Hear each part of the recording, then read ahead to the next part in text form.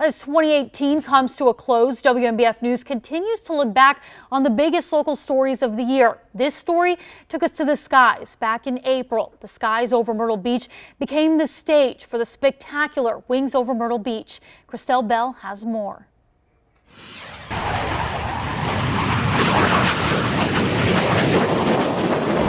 That's the sound of the first air show in Myrtle Beach in 20 years. All right, we're going up, we're going up, we're going up, we're going up, we're going up, we're going up, and now we're going to roll. Thousands of people rolled into the Grand Strand that weekend for a show they would never forget, with attendance exceeding all expectations. Solo's ready to rock, Myrtle Beach, boss! While those of us were enjoying that weekend looking up from the ground, it was also a special day for those in the air. Oh my gosh, to be here, I haven't been to Myrtle Beach in a while. But I always loved coming to the beach, so just to actually be back, and since I joined the military, and I haven't been back since, so just be here is just, I don't know, I missed it, I love it. I get to live a dream every day, not just here flying with the Blue Angels, but being in the Navy and flying airplanes.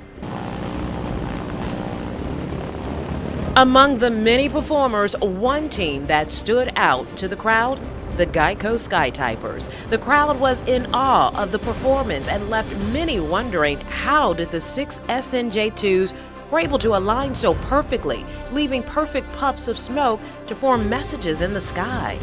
It has evolved to the point where there's a computer in number 1, which is the center airplane, and the computer itself is pre-programmed with messages.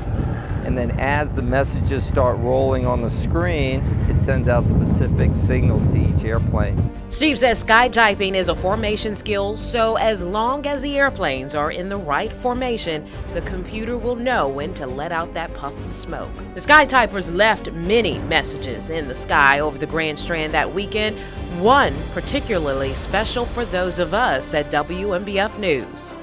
WMBF. WMBF, there it is. Love it.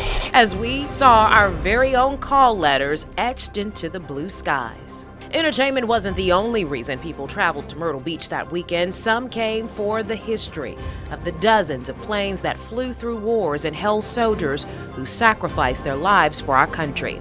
But other planes didn't travel at all. A popular area where many of you shop and dine used to be the home to the Myrtle Beach Air Force Base. These 3 planes represent the 3 eras of the history of Myrtle Beach Air Force Base. You've got the F-100, which was used during the Cold War and the Cuban Missile Crisis, and in the middle you had the A-7 used during Vietnam, and then finally the A-10, also known as the Warthog, that was used during Desert Storm. From the ground to the sky, the Wings Over Myrtle Beach Air Show gave everyone an exceptional experience into the world of military aviation and the skills it requires to be a pilot.